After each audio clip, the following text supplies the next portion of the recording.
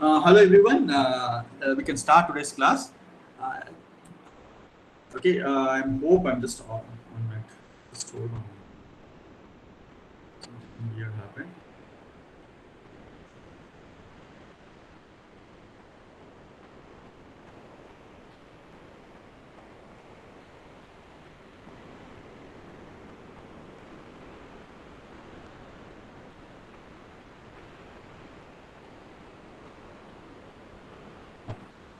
So last class we were looking at we were looking at TED. How is the question of how do we estimate and how do we feed? Not estimate. How do we feedback? Okay. Suppose you have estimated what are the different ways of feedback we have looked at. So one is for FDD systems. In FDD system, you have no other choice but to feedback the entire matrix or the matrix V in the SVD decomposition. Okay. And what you generally do is you don't feedback exactly V. You quantize it to the nearest code book in some sense. What is maybe closest I have shown you, for at least CISO channel I have shown you, but MIMO channel have more complicated ways of defining closeness. Essentially, and then you send the index of the code word. Okay, you send the index of the code word to the base station to understand what is the pre-coder that it should use. For TED systems, it's a little bit more easier. So the base station actually can understand the downlink channel by looking at the uplink pilots. Okay, by looking at the uplink SRS pilots, system reference signals pilots, it can estimate what is the channel in the downlink and based on design the pre-coder appropriately. Okay. While this is very simple and to state that the reciprocity holds, in general, reciprocity is made complicated because of the RF circuitry. The RF circuitry need not be reciprocal on the TX and the RX chains.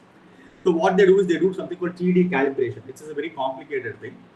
But once you do that, then the channel will become automatically reciprocal, and you can start using the uplink channel for the downlink case also. Okay. So any questions before we proceed further today? I have one question, sir. Good morning. Vijay, please. Sir, there are two scenarios. One scenario where only one user is available, sir. So directly all the code, whatever pre-code we are selecting, it is to maximum energy we are putting into the one user, sir. However, in case of multi-user scenario, along with the energizing, the selection of the pre-coder for energizing the entire energy into the one user, along with that, we should select interference also to be avoid in the multi-user scenario also. How the pre-coder will be designed, sir, in such a scenario? Okay, I'll give you a brief description. I'm not going to go into the depth of new MIMO. I'm going to tell you a little bit, explain you a little bit about it.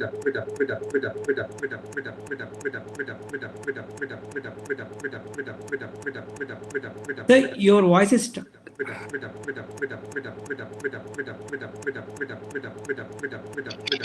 Sir, your voice is very. Sir, your audio is stuck.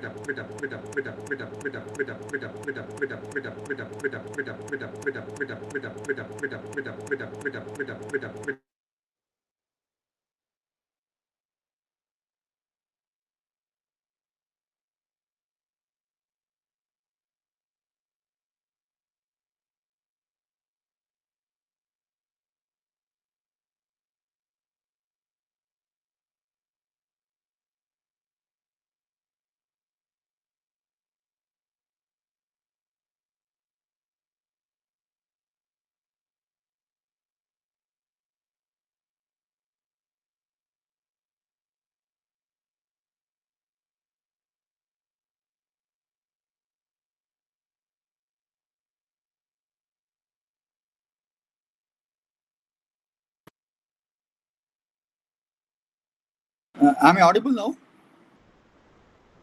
Yes, sir. Now you are audible. Okay, thank you. Sorry, there was some browser problem. I don't know what it was. Okay.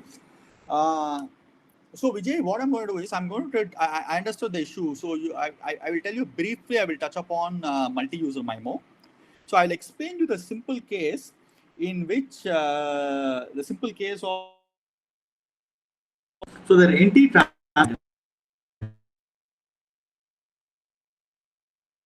Sir, again there is a problem in your voice. Hello, am I audible now? Yes, sir. You are audible.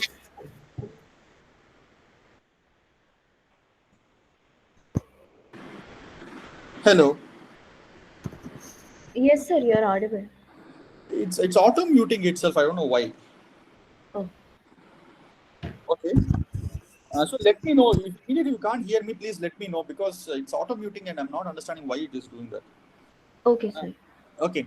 So so I'll take the simple case in which there are anti-transmit antennas on the base station, and each UV there are multiple UVs. Okay. Let's assume there are. Sir, your iPad is not visible. Okay. Yeah. Sorry.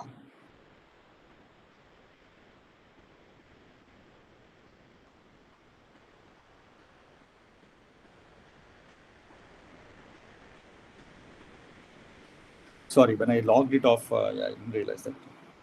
Okay. So now you can see my screen also, now. Yes, now we are able to see. So let's assume there are M users. Each user, each UV, let's take a simplifying assumption that each UV has only one antenna. So let's take a simple case, okay? And the base station has anti-transmit antennas, and the assumption is M is less than or equal to NT. Fine. So now let us discuss a little bit about the multi-user MIMO. I'll just give you a brief introduction of this so that you will be familiar with what we are doing. Okay. So now let me ask the first question. The first question is, suppose I want to just serve one user. How many streams can I send to per user? Each user has one antenna means? One stream, sir. Yeah, one stream, maximum one stream. Okay. So now think about this. Now I can think of what is multi-user MIMO. I will think of all this forming one giant antenna. Okay. One giant antenna they can form. Now I'm going to serve all these users. So essentially all these users in one shot using my multiple antennas at the transmitter. So what is the first constraint that you will have? You will have that the number of streams that you can transmit. If you want to transmit each user one stream, then the total number of streams should be less than or equal to NT. That's obvious. Okay. Now let's write it. Let's write up some equations. Okay. So if you think about this, the channel from here to this user will be in 1 cross NT channel. Yes, there's one receive and an NT transmit antennas. Okay. So I'm going to call that as H1. Okay. H1 is a 1 cross NT channel. This is H2. These are vectors. This is some HM. Okay. Is this channel clear? So now let us write the equations. Okay. Let us write the equation that user 1 is going to get. Okay, let's just focus on user 1. Okay. Okay. So even before we do that, let's understand something. Okay. So what should happen? Each user you are going to send one stream of data. Okay. So I'm assuming that X1 is the data, that X1 is the stream that you're going to send to the user 1. X2 is the stream that you're going to send to user 2. X3 is for 3 and so on up to XM streams you want to send. Okay, each of them is one complex number from some modulation. Okay, this is what you want to send. So hey, user 1 is interested only in X1, user 2 is interested in X2, so on and so forth. Okay, so now I have to pre-code them properly, so as to each of them will have to so that they are received properly. So how do I do the pre-coding is the question. Okay, so if you now think about this, this data X1 to XM has to be simultaneously transmitted to all the users. Okay. So what I will do is, I will say that the X that the base station transmits is a linear combination of the precoder for the ith user into Xi. Xi is a scalar. Pi is a matrix or a vector. We'll decide that later. Okay. Here, just one more question, sir. Here, simultaneously means it should be one symbol only, sir. If the next symbol also, it is a different time, sir. Our entire... They're parallel. They're NT transmit antennas. So I'm going to transmit them parallelly. Okay. Yes. Yeah, they're anti-transmit antennas. Okay, I have not told you how I'll use my XM. Okay. Okay, so what should be the size of X? The size of X should be NT cross 1. Yes, no, the X vector should be NT cross 1. Okay, so PI should be NT cross 1. Yes. Okay, so now what I'm going to transmit? I'm going to transmit. So let's see what user 1 is going to get. User 1, so now each of them will get different things. Now, so essentially I'm going to get Y1 would be the channel H1. Okay, H1 transpose, I'll just put H1 transpose times whatever X is transmitted. Okay, so essentially H1, what will be the size of H1 transpose? It will be 1 cross NT. X is H1 Hermitian or H1 transpose. Okay, X will be equal to NT cross 1.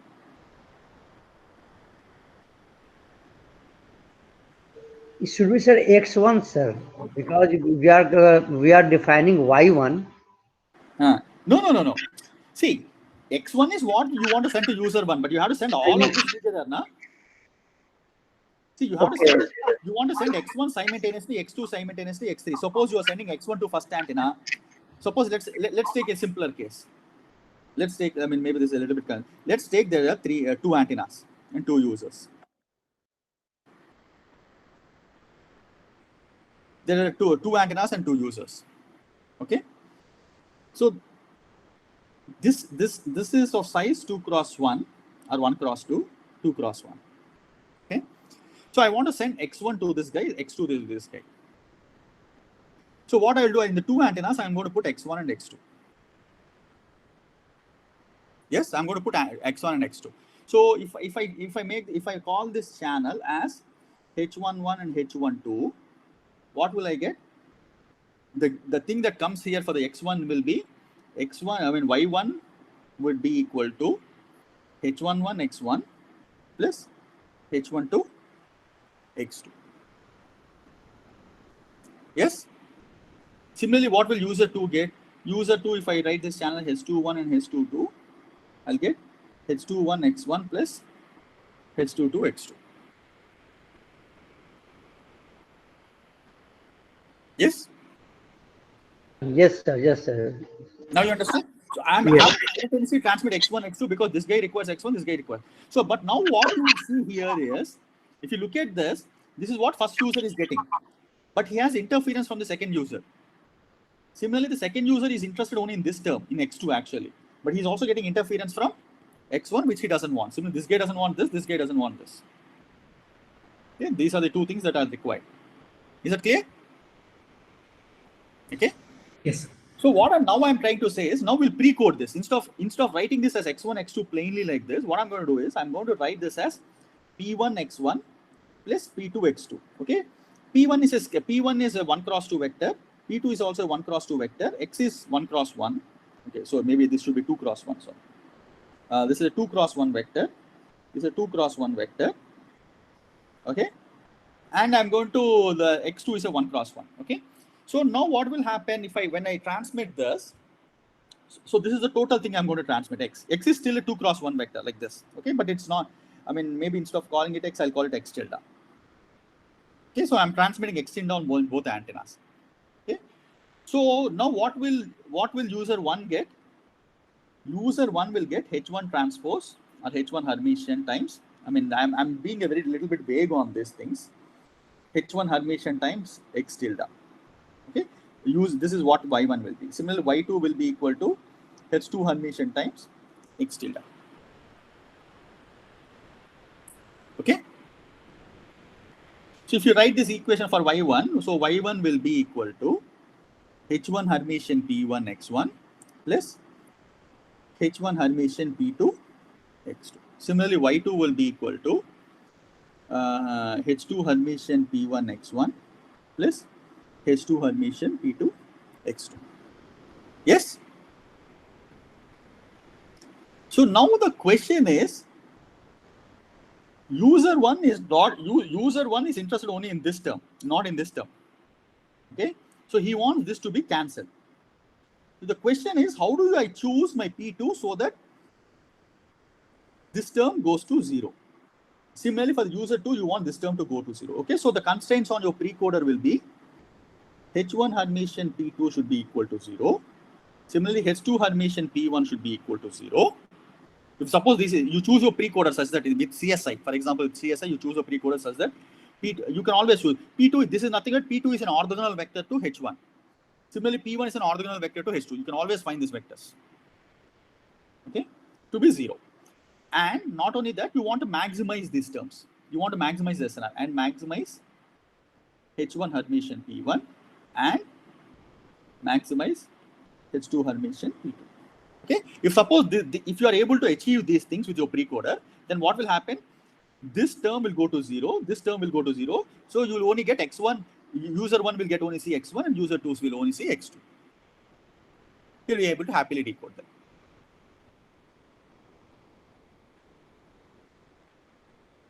Is this clear? Yes, sir. Perfect. Okay. So now you can extend this to multiple users. Okay, so for multiple users, what do you do? I'm just single antenna the receiver. I'm going to have, instead of one precoder, I'm going to have how many users ever are there, and those many precoders I will have. Okay, those many precoders, M precoders I will have. Okay, and what will be my interference now? So if you just look at Y1 will be H1 Hermitian times sigma Pi, I is equal to 1 to M Xi. Okay, so what you are interested in is just the X1, P1 X1 plus sigma I is equal to 2 to M, okay, I not equal to 1, H1 Hermitian Pi Xi. So what do you want? You want all these terms to be 0. Okay, so essentially what is the thing you want? For the first user, you want H1 Hermitian Pi I not equal to be 0 for I not equal to 1. Okay, so similarly for the user 2, for user 1, this is true. User 2, what will it be? H2 Hermitian Pi should be equal to 0, I not equal to 2. Similarly, user M will be equal to HM Hermitian Pi should be equal to 0, I not equal to M. Okay. So the question is, how do you find these precoders? That's a different topic altogether. Okay. You can choose, I mean, essentially it's a question of choosing orthonormal basis for this H1, H2 and making sure that you can choose them. I mean, if the number of antennas at the transmitter are large enough, you can always do this. It's always possible. Okay. So at least you understood the concept of multi-user MIMO, how they do multi-user MIMO in the downlink. Yes, sir. Okay. So one more thing is, instead of one antenna, if this has two antennas, you can still extend this. Instead of P1 being a vector, it will be what? It will be some NT cross, how many ever layers you want to send to that user. If you want to send 2 users, 2 layers. You can extend this. Very straightforward. Okay. But in general, people will end up doing only 1 layer per each user. Any questions on this before we proceed?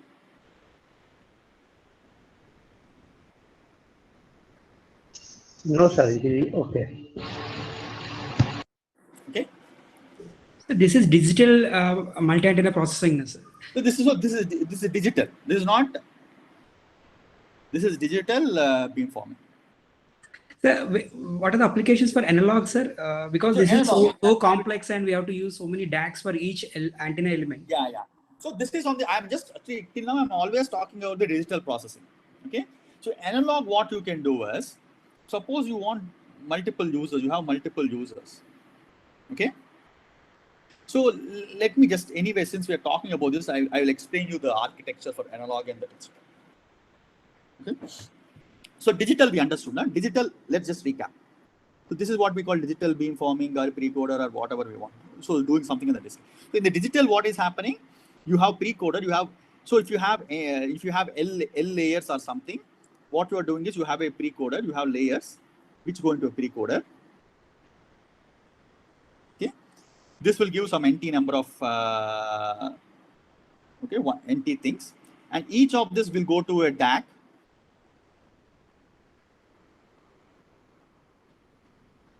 Okay, I mean, there's FFT, IFFTs and other things here. I'm not putting that IFFT and other things. Okay, all those things are there.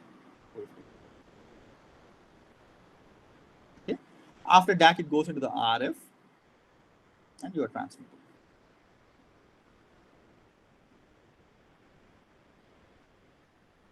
Okay, you are transmitting.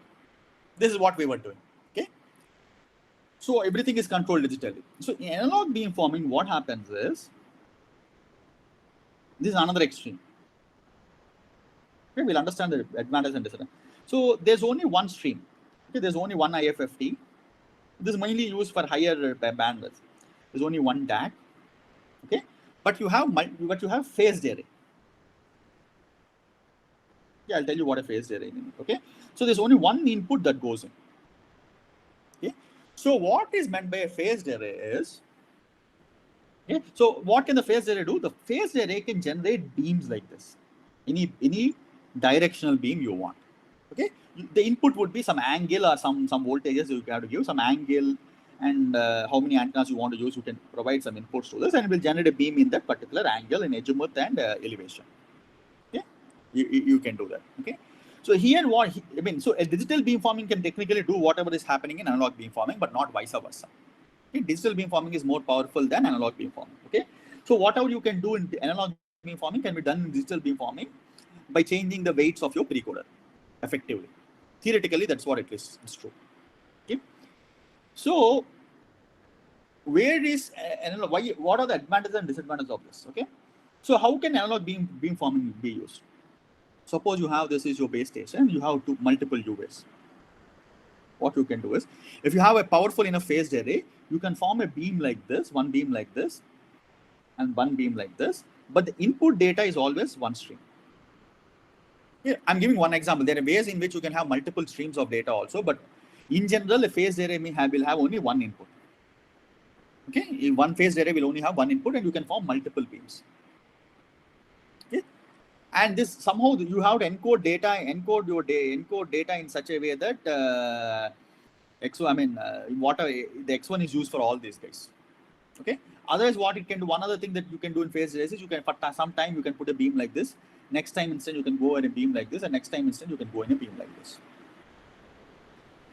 Okay, so generally these analog phased arrays are very popular for millimeter wave systems. Okay, it's FR2. Okay, this digital are popular for FR1. Okay, so there are combinations of analog and digital beamforming also, where you can use a few RF chains, and then phase arrays for each of those RF chains. You can do all those masala can be done. Okay, but nevertheless, digital beamforming depends on precoder. Analog beamforming actually depends on analog shifting the beams up and down by passing, by changing the weights of the phased array. Yes. So what are the advantages of digital beamforming?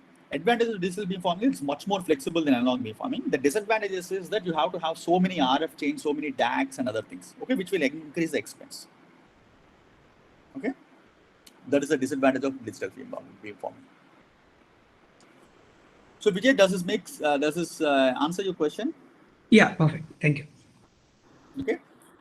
So depending on how you implement your algorithm in the phased array, you can do multiple beams or single beam, or depends on what you have. Okay, it depends entirely on how you want to do that. But there's only one input to that. Remember that. That's the disadvantage of this analog waveform. Okay. So I hope you also understood a little bit about multi-user MIMO. Okay. So the multi-user MIMO is mainly a question of how do you choose your uplink precoders. Each precoder for each user. Okay. So now I'm going to come to the most crucial part of this whole thing: channel estimation and pilots. Okay. So whatever I'm doing will also be holding true for multi-user MIMO. You can think about why. Okay, but I'm going to talk about single user MIMO only, but the same things will more or less hold true for multi-user MIMO. Okay. So let's start with the case of CISO. Let's again recall on how we did our channel estimation. Okay. So you have y is equal to hx plus n. Okay. How did you estimate the channel H? You sent a known symbol X. You receive that symbol X here, and you say that the channel estimate would be equal to Y by X or Y into X conjugate, depending upon how you want to write it. Okay. So this is your channel estimate. This is very simple. Okay. So X is the pilot. Okay. So we saw multiple ways of doing this in OFDM. Now in OFDM, what did we see? What we saw was, you have multiple frequency bands. There are comb pilots. There are what is the block pilots? We have seen two different types of pilots. Okay, comb and block pilots. Okay, so in comb pilot, what you do? You send pilots only in certain frequencies, and then you do linearly interpolate. Okay, linear interpolation. Linear interpolation is one way. Interpolation is the time or frequency.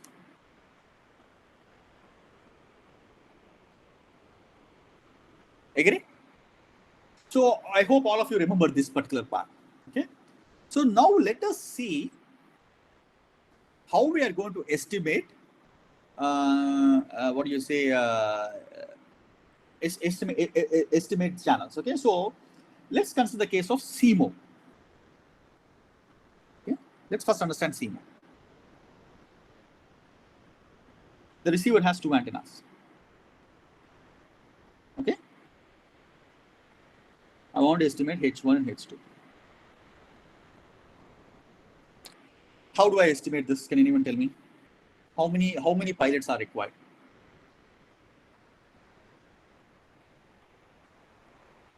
Two pilots, sir. Why do you, sir? If I send X here, this antenna will get Y is equal to H1X plus N. Yes, sir. This antenna will get Y2 is equal to H2X plus N. So with the same pilot, you can estimate both. Okay, yes. Yes, in this CMO case, you can do that. CMO case is interesting. You can get H1 is equal to Y1 by X. H2 estimate would be equal to Y2 by X. Okay. So one pilot is sufficient. Yes? Okay. Now let's talk about the case of MISO. Okay, MISO means multiple input, single output. Have two antennas at the transmitter and one antenna at the receiver.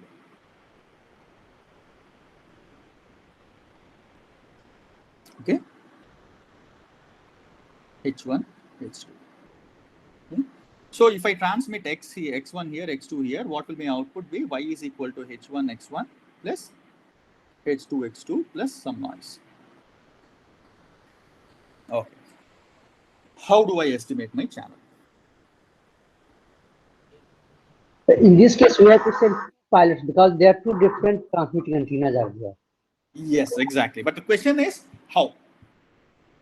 So one simple way I will tell you. In the time instant one, what I'm going to do is I'm going to send X1 here and 0 here. Okay. And the time instant 2, I'm going to send X2 here and 0 here. Okay. This is time 1, time 2. Suppose I do this. So time 1, Y of 1 would be what? I'll get H1 X1 plus noise. Similarly, my time instant 2, whatever I get will be equal to H2 X2 plus noise. It implies my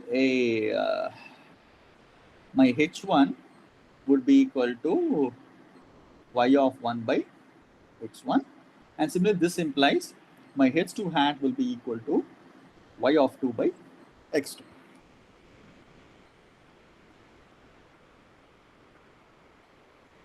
Yes.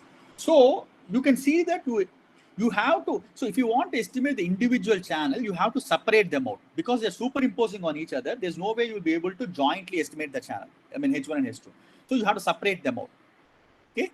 So one way of separating them out is you don't transmit for some time instant in this H2 antenna. You just transmit some known pilots in the first antenna, get those things, estimate your H1. And second time you estimate your H2 like this. This is one way. I'll tell you one more method. Okay. So you require two pilots, not only two pilots, but two time instance. Okay, so instead of time instance, I'll call two resources, two users of the channel, two users of the channel.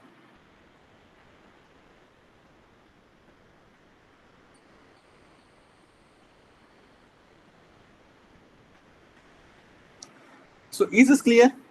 What we have done now? Any question on this? Okay. So I'm going to now introduce in this meso channel only, because MIMO is nothing but a combination of CMO and meso. Okay. So once we understand meso well, we can understand MIMO very easily. Okay. So I'm going to do one more technique now. Okay. The same thing, same problem, but I'm going to do in one more technique.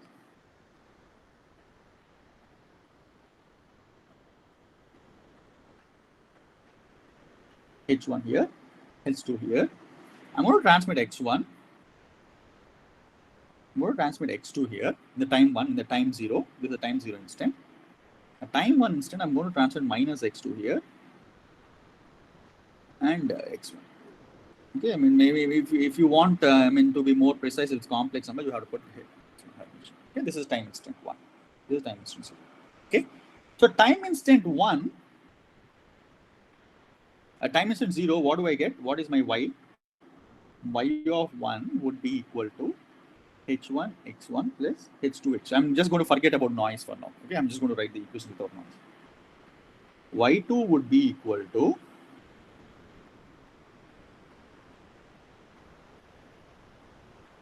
minus H1 into X2 Hermitian. X2 conjugate. Hermitian, it's a single scalar, so it's a conjugate. Yeah.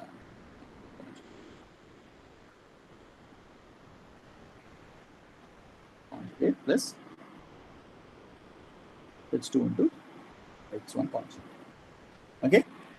So with these two equations, it looks like I can recover my H1, H2. There are two unknowns. Which are my unknowns?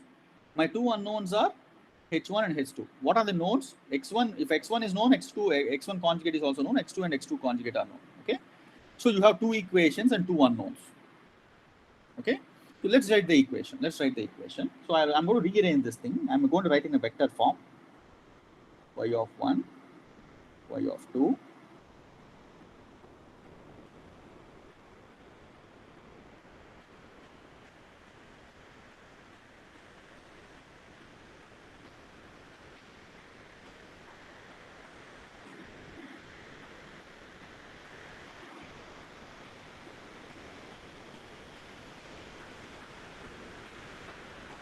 Yes, no? So this is Y is equal to some big X matrix times H vector. Okay. So you can show that H is equal to X inverse Y. Okay. In this particular case, you can also show that X inverse is, except for a scalar factor, is equal to X Hermitian. Okay, because it's an orthogonal matrix. You can see that these two rows are orthogonal to each other. X1 into X2 plus. Okay, I did some wrong. Oh, no, correct.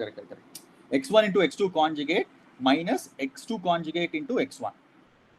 Okay, so this will become 0. The inner product of these two columns is 0. Okay, so you can estimate your H as this one. Okay, even here you require two pilots and two channel users. Agreed? Did you understand this technique? Okay, both of them are same. Even here also you can write this in terms of matrix. If you write this in terms of matrix, what would you get? You will get X1, 0, 0, X2, H1, H2 is equal to Y1, Y of 1 and Y of 2. Okay.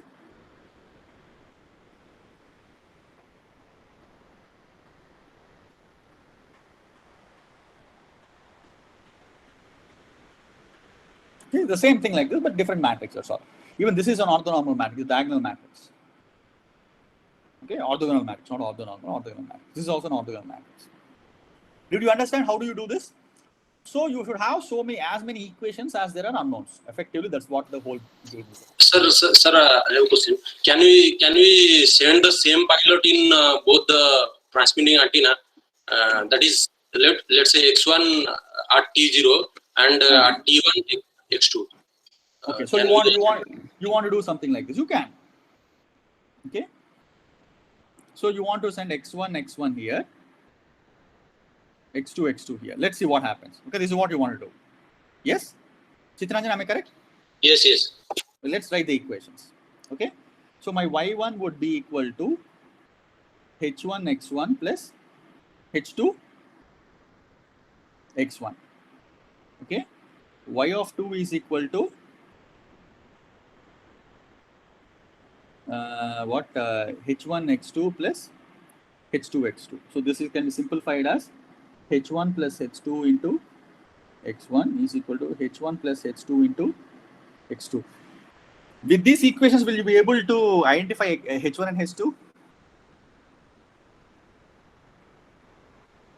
No, you will not be able to identify. Okay. Why? Because you're getting the, so if you divide Y1 by X1, you are going to get H1 plus H2 will be equal to Y of 1 by X1. Again, the same equation you are getting in another way. Y of 2 by X2. So instead of that, if you had sent a minus X2 here, then what would have happened? This would have been H1 minus H2. Okay. Then you would have immediately found out H1 and H2. Yes? Yes, sir. Yes. So you should make sure that whatever you send, the matrix, the H matrix or the X matrix you get should not be, should be invertible. Effectively, if you put this in terms of this matrices like this, what will happen is this X matrix will not be invertible. Okay, in your particular case, what will be the X matrix? The X matrix will be like X1, X2, X1, X2, which is not invertible, na? It's these two rows are these two columns are dependent on each other, linearly dependent. So this cannot be inverted. This inverse does not exist. Okay. So as long as you make sure that this, these are not dependent on each other, linearly dependent, you can be able to find out your channel. Fine. By just putting a minus here, that will help you out. Instead of minus, you can also put a conjugate because it's complex and other things are there. I'm not worrying too much about those things. You have to make sure of that. That's all. Okay. Any other question? Okay. So now let us do MIMO. Okay. There's a lot of lag in my writing, and today the network seems to be very slow for some reason. Okay. So MIMO, what happens? You have NT transmit antennas, NR receive antennas.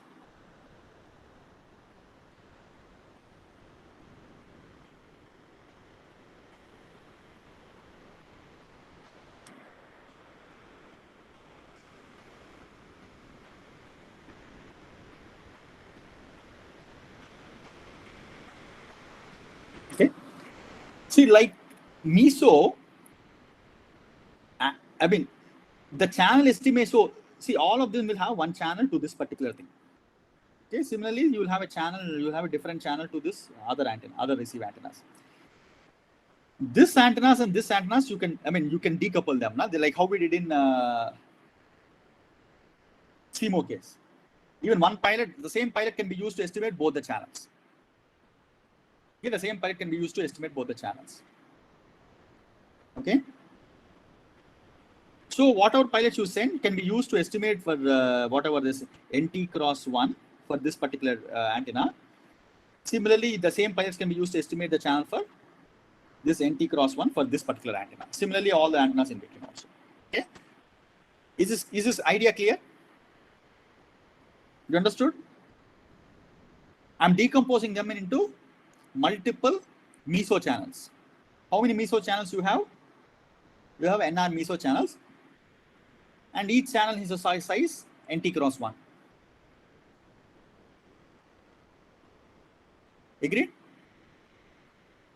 Sir, could you please explain it again? The network seems to be some lagging. Okay, the network seems to be lagging. That's another problem. Okay. So MISO channel, what did we learn? MISO channel, the same pilot sorry, what am I talking about? It's not MISO, CMO. Okay. So in a CMO channel, in a CMO channel, the same pilot can be used to estimate the channel across different receivers. Yes. So now think about this. How many CMO channels are here? T.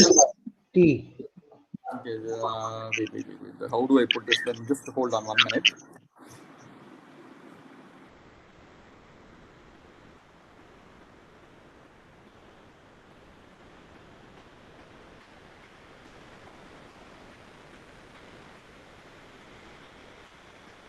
Okay, so we should not think about a CMO channel, but think about this way.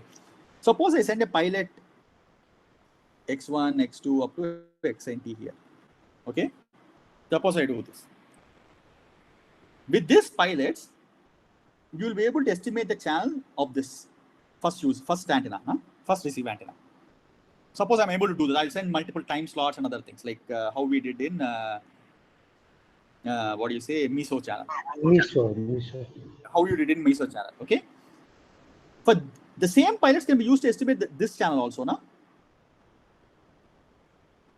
This channel, the other, sorry, there's a lag, huge lag. Just hold on. The same pilots can be used to estimate this last channel, this channel. Yes. Yes. Because they're independent. Whatever is happening on the top channel, top receive antenna has nothing to do with whatever is happening in the bottom receive antenna. Agreed?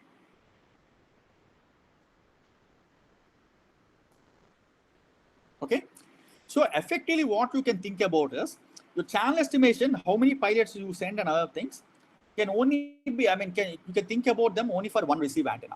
The number of receive antennas won't matter because things across the receive antenna, you can do the same thing across all the other receive antennas using the same pilots. Is this statement clear?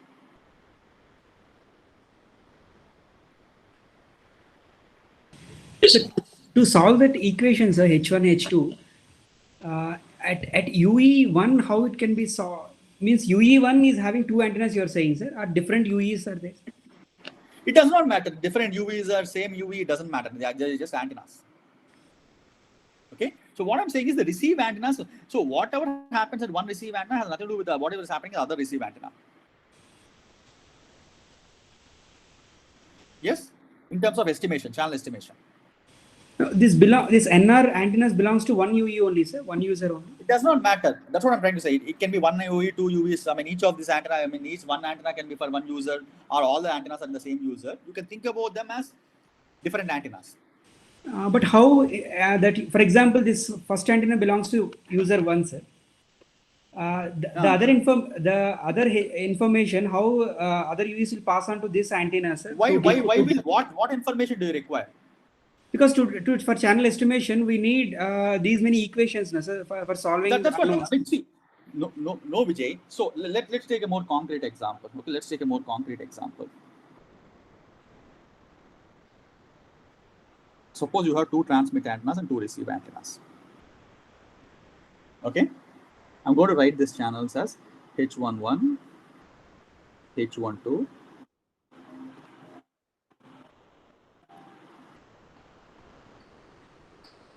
This is H21, H22. Okay, let's write the equations. Okay, so what I'm going to do is I'm going to transmit X10, 0, X2. Okay, so this what I'm going to receive Y1 here, Y2 here. I'm going to receive for two instances, Y11 and Y12. Similarly, I'm going to receive Y21 and Y22. Okay, let's write the equations. Okay, it will become clear. What is my Y11? The first time instead, what am I going to receive on Y11 is going to be H11, X1. Okay, and just let's forget about the noise. Okay, what is my Y12?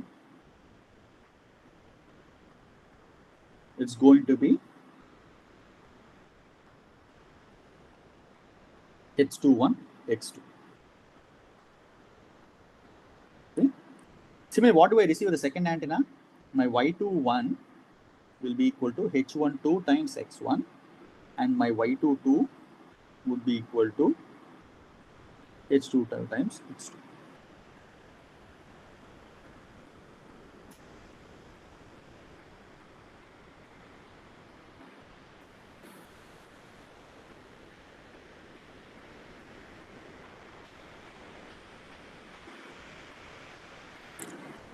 Are these equations clear? Yes, sir. Yes, yes. So now what I'm trying to say is, I mean, you only send 2 pilots, but you're estimating 4 channels. Okay. The reason is this antenna has nothing to do with this antenna. Okay, they do not interfere with each other. Now the receive antennas can't interfere with each other. Yes. So I can solve this set of equations and this set of equations with using the same pilots and get my H11, H21, similarly H12 and H22. Yes, sir. Got it. So what I'm trying to say is, so if you look at the spec, it will only talk about the transmission ports, not about the reception ports. Okay, the reason is channel estimation is equivalent to doing meso channel estimation. Sir, one more question over here is that suppose there are M transmitter antennas are there, you have to wait for the M instances. Sir, can you repeat? Sorry, your voice was breaking. Sir, if there are M transmitter antennas are there, in that case we have to wait till M instances to decode all the channels. Yes, theoretically yes, but in the spec they make some assumptions. I'll tell you those assumptions also. Once you make those assumptions, you can do this in a little bit faster. Okay, but what you said is absolutely true, that you have to wait for M time instance or M channel uses. Yes. It depends on the number of transmit antennas. Okay. Okay, nothing about the receive antennas. Okay. Okay. So I'm going to stop now. So next class, I will tell you how they do it in the spec. I will answer Pandey sir's question. How can we do this with a fewer number of time resources? Okay, so what they do is they do it in the frequency domain and they make some very concrete assumptions about how the channel is across frequency. Okay, they're going to do that, and I will explain that in the next class. Okay, so I'm going to upload this notes. You have a look at it. Just look at the equations once so that things become a little bit clear. Fine. And we will take up tomorrow's class. We'll conclude this. Okay, tomorrow's class I will tell you how it is done in the standard, and I'll introduce the notion of ports. We are very, very close by. Okay, the notion of a port.